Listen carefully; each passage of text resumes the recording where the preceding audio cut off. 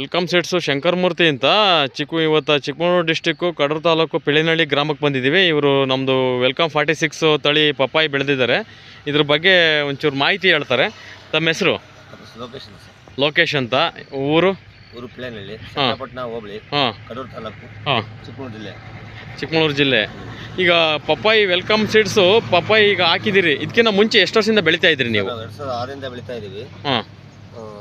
ಬೆಳ್ಕೊಂಡು ಬರ್ತಾ ಇದೀವಿ. ಪಪ್ಪಾಯಿ ಬಿಟ್ಟೇ ಇಲ್ಲ ಬೆಳೆಯೋದಿಲ್ಲ. ಇದು ಇತ್ತೀಚೆಗೆ ವೆಲ್ಕಮ್ ಸೀಡ್ಸು 2 ವರ್ಷದಿಂದ ಬೆಳೀತಾ ಇದ್ದೀವಿ. ಬೇರೆ ಸೀಡ್ಸಿಗೆ ಹೋಲಿಸ್ಕೊಂಡ್ರೆ ಇದು ತುಂಬ ಕುಂಠಿತ ಬೆಳೆ. ಆಮೇಲೆ ಇಳುವರಿ ಚೆನ್ನಾಗಿ ಬರುತ್ತೆ. ಆಮೇಲೆ ವೈರಸ್ಸು ಕಮ್ಮಿ ಇದೆ. ಈಗ ನೀವು ಸುಮಾರು ಒಂದು 15 ವರ್ಷದಿಂದ ಬೆಳೀತಾ ಇದ್ದೀನಿ ಅಂತ ಹೇಳಿದ್ರಿ. ಬೇರೆ ತಳಿ ಎಲ್ಲ ಬೆಳೀತಾ ಇದ್ರಿ. ಈಗ ವೆಲ್ಕಮ್ದು ಯಾಕೆ ಹಾಕಿದ್ರಿ? ಇದರಲ್ಲಿ ಏನು ನಿಮಗೆ ಚೆನ್ನಾಗಿದೆ? ನಮಗೆ ಇದು ಇಳುವರಿ ಚೆನ್ನಾಗಿ ಬರುತ್ತೆ. ಆಮೇಲೆ ಕಾಯಿ ಶೈನಿಂಗ್ ಚೆನ್ನಾಗಿದೆ. ಆಮೇಲೆ ನಮಗೆ ಅಷ್ಟು ವೈರಸ್ಸು ಕಮ್ಮಿ ಇದೆ, ರೋಗ ಕಮ್ಮಿ ಇದೆ ಅಂತ ಹೇಳ್ತಾ ಇದ್ದೀರಿ. ರೋಗ ಕಮ್ಮಿ ಇದೆ. ಈಗ ಸೆಟ್ಟಿಂಗ್ ಎಲ್ಲ ಹೆಂಗಿದೆ? ಈಗ ಎಷ್ಟು ದಿನ ಆಗಿದೆ ಸರ್? ಇದು ಮೂರು ತಿಂಗಳು 20 ದಿನದ ಗಿಡ. ಹೂ ಸೆಟ್ಟಿಂಗು ಕಾಯಿ ಸೆಟ್ಟಿಂಗು ನೀಟಾಗಿ ಆಗ್ತಾ ಇದೆ. ಹೂ ಸೆಟ್ಟಿಂಗ್ ಎಲ್ಲ ಚೆನ್ನಾಗಿ ಆಗಿದೆ.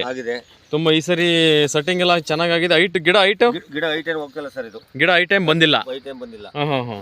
ತುಂಬಾ ಚೆನ್ನಾಗಿದೆ. ತಳಿಗಿಂತಲೂ ಉತ್ತಮವಾಗಿದೆ.